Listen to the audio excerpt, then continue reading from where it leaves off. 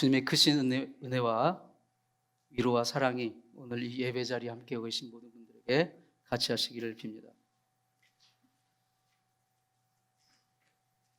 잭 그레이함 이라는 목사가 쓴 그대의 영혼의 심장을 뛰게 하라라는 이 책에 이런 얘기가 나옵니다.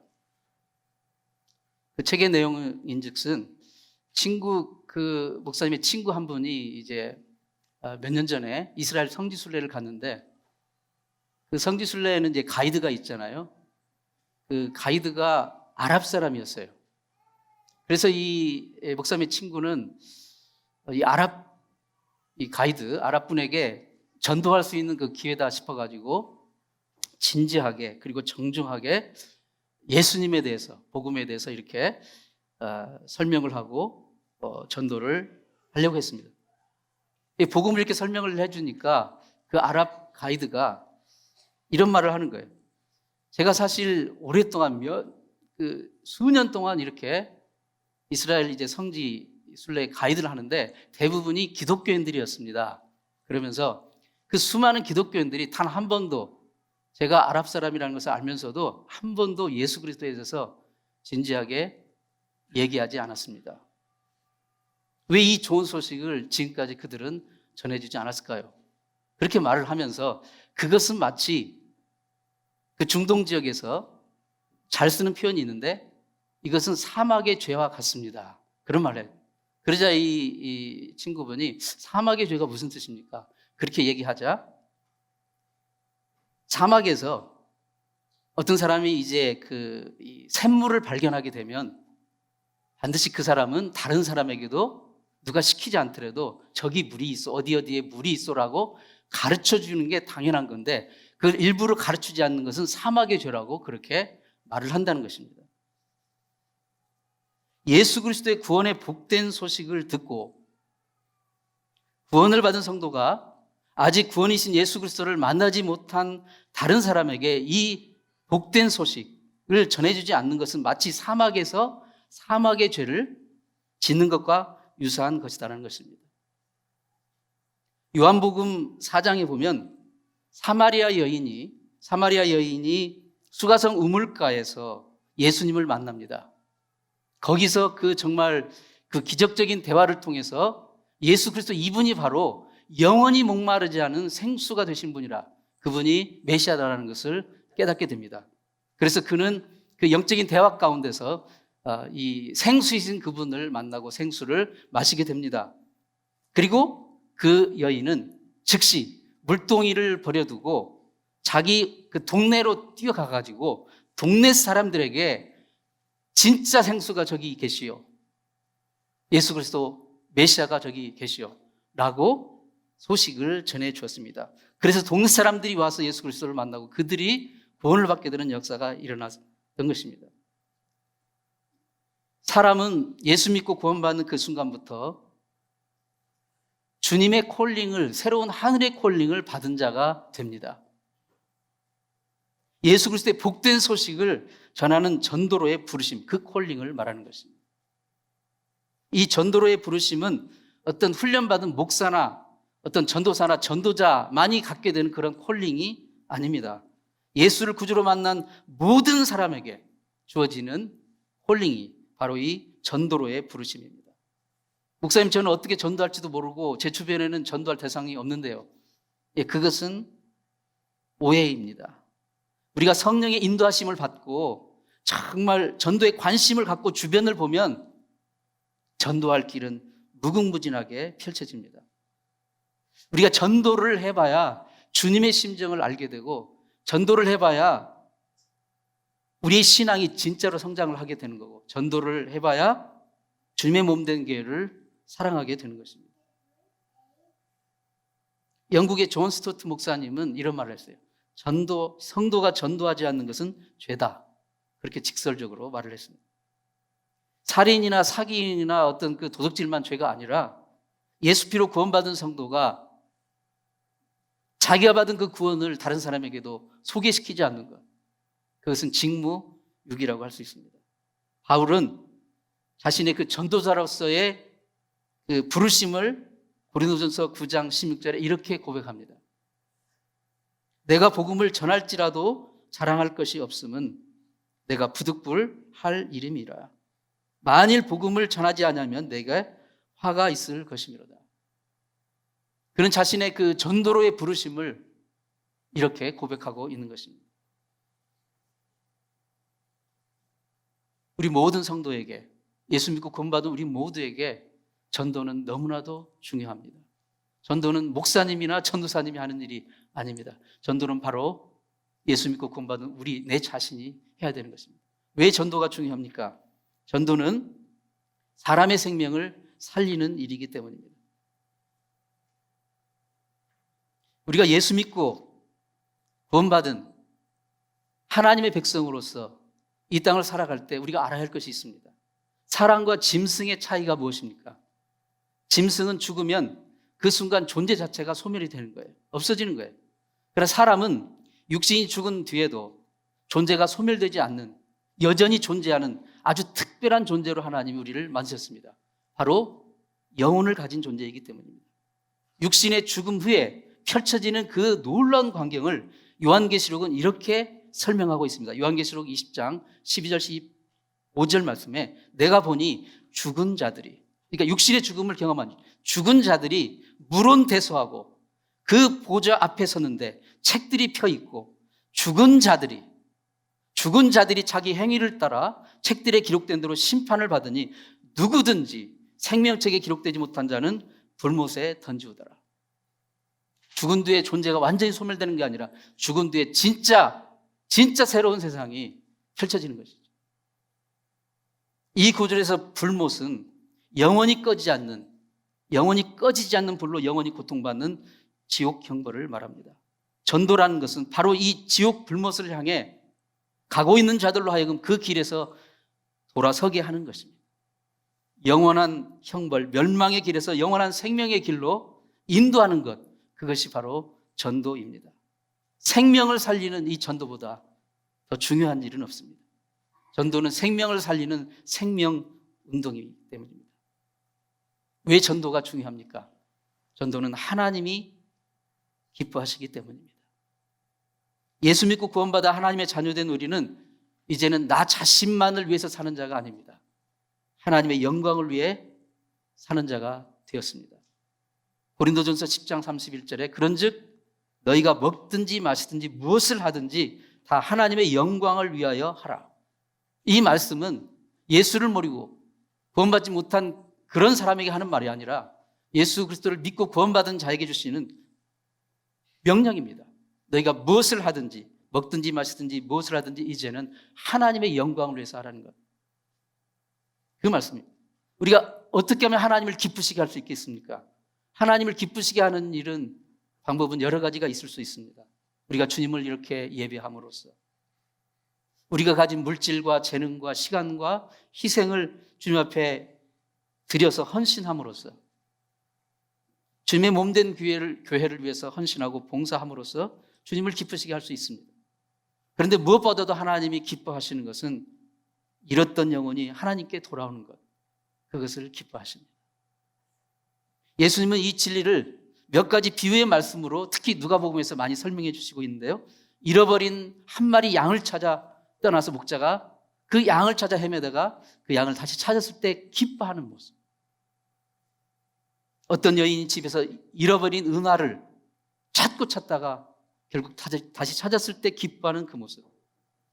집 떠난 탕자가 다시 아버지 집으로 돌아왔을 때 기뻐하는 그 아버지의 기뻐하는 모습.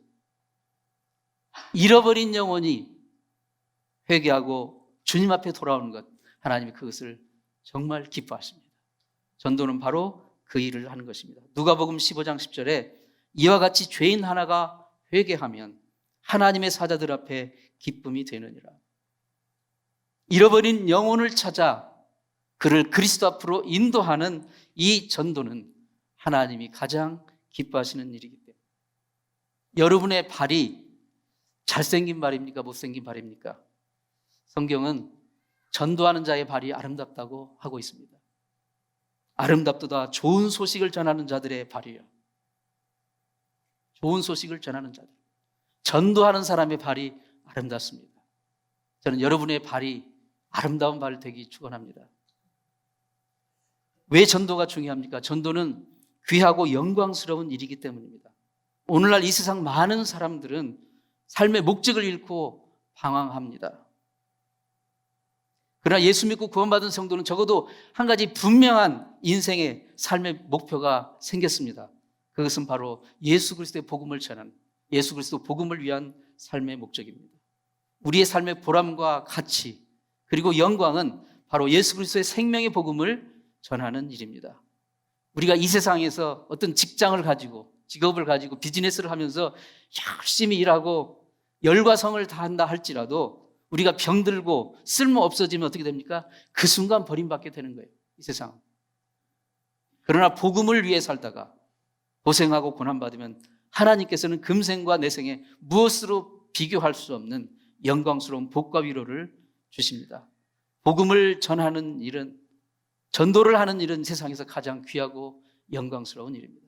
성도는 바로 이 영광스러운 일로 부름을 받은 자들입니다. 본문 46절 48절 말씀에 그리스도가 고난을 받고 제3일에 죽은 자 가운데서 살아날 것과 또 그의 이름으로 죄사함을 받게 하는 회개가 예루살렘에서 시작하여 모든 족속에게 전파될 것이 기록되었으니 너희는 이 모든 일의 증인이라. 이 복음을 우리가 전하는 것입니다. 세상 사람들이 원하는 것들은 많아요. 이것 원하고 저것 원하고. 세상 사람들이 원하는 것은 많지만 정말 그들이 궁극적으로 필요한 것은 딱 하나입니다. 바로 예수 그리스도이십니다. 그들이 그것을 깨닫지 못할 뿐이죠. 정말 우리에게 필요한 것은 예수 그리스도 그분입니다. 그분의 생명의 복음입니다. 우리는 세상이 원하는 것을 채워주는 자가 아니라 세상이 정말 필요한 것을 줄 수 있는 자가 되어야 됩니다. 바로 세상의 구세주 예수 그리스도 그분을 그들에게 주는 것입니다. 예수 그리스도 그 생명의 복음을 그들에게 전해주는 것입니다. 이것은 피할 수 없는 우리 구원받은 성도들의 책무입니다. 2차 대전 직후에 독일의 대표적인 기독교 지도자 중 한 명이었던 말틴 뉴밀러 목사라는 그 목사님이 책을 한 권 썼는데 2차 대전 책임 백서라는 책을 발표해가지고 당시 세계의 이목을 집중시켰습니다. 그 책에서 그는 이런 간증을 했습니다. 저는 그동안 최근에 7차례 동안 계속 같은 꿈을 꾸었습니다. 그 꿈 속에서 계속 나는 주님의 심판대 앞을 통과하는 꿈을 꿨습니다.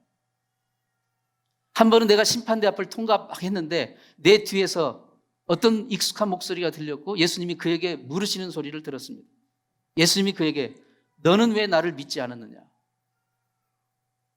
그렇게 물으시자 그 내 뒤에 있던 사람은 아무도 저에게 당신에 대해서 진지하게 당신에 대해서 소개해 주는 사람이 없었습니다.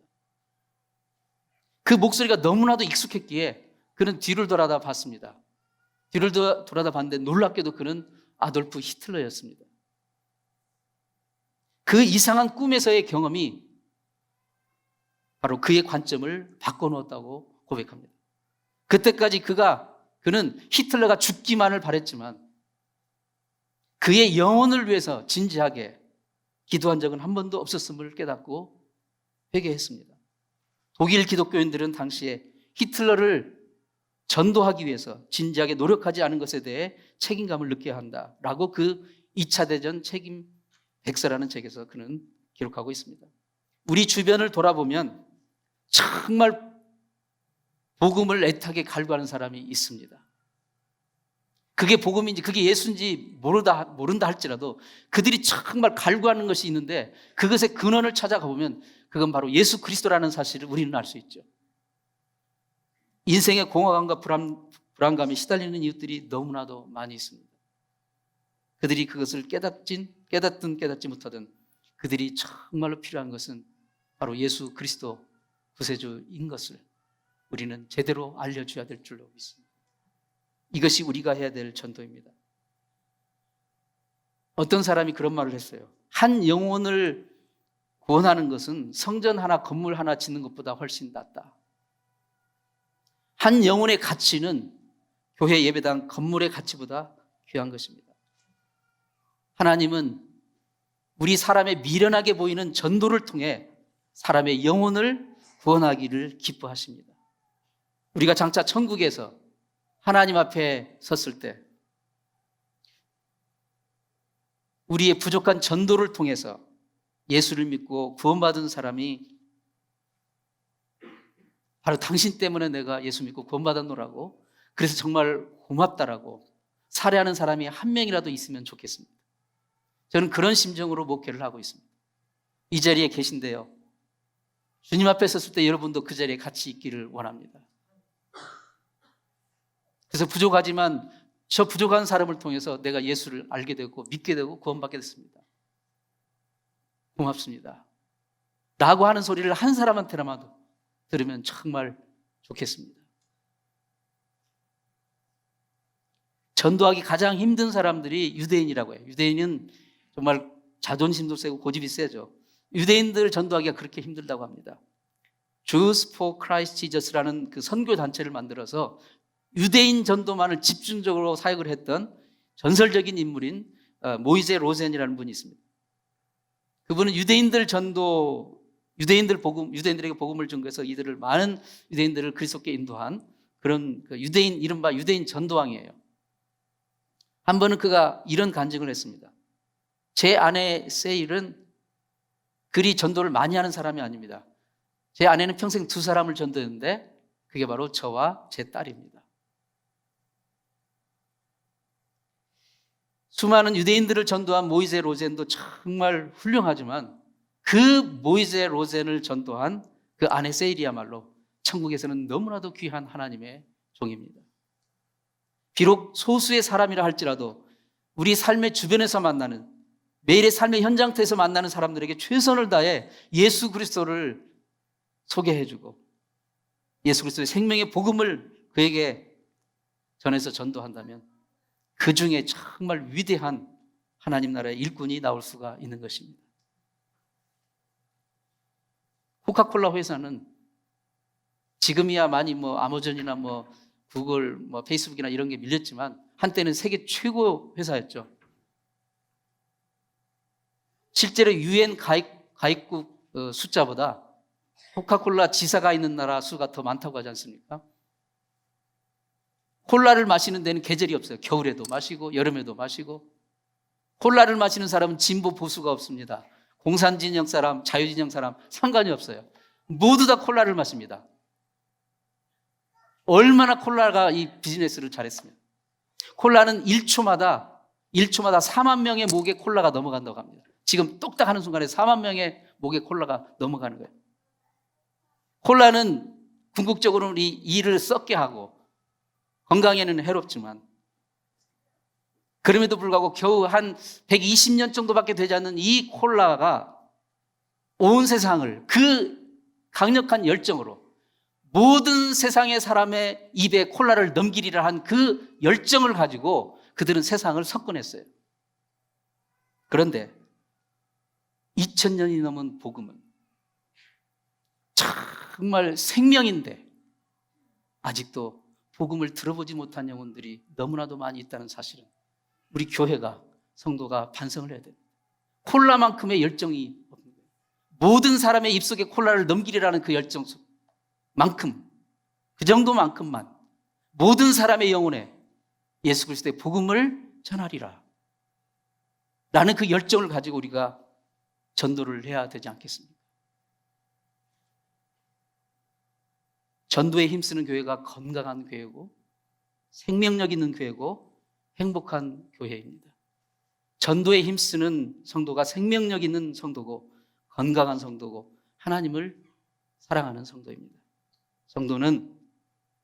성도의 아이덴티티는 여러 가지로 말할 수 있겠지만 전도로 부르심 받은 자입니다. 한번 우리 고백하십시다. 나는 전도로 부르심 받은 자다. 이 존재임을 잊지 마시고 언제 어디서나 여러분의 삶의 현장에서 예수 그리스도를 자랑하시고 그 복음을 나누는 전도자의 삶을 사시기를 축원합니다. 기도하겠습니다. 주님, 저희에게 때를 얻든지 못 얻든지 전도할 마음과 용기와 지혜를 주시옵소서. 성령의 감화 감동 능력으로 저희들에게 기름 부으사 저희들의 부족한 입술을 통해 영광스러운 복음의 도구로 사용하여 주시옵소서. 예수님의 이름으로 기도드리옵나이다.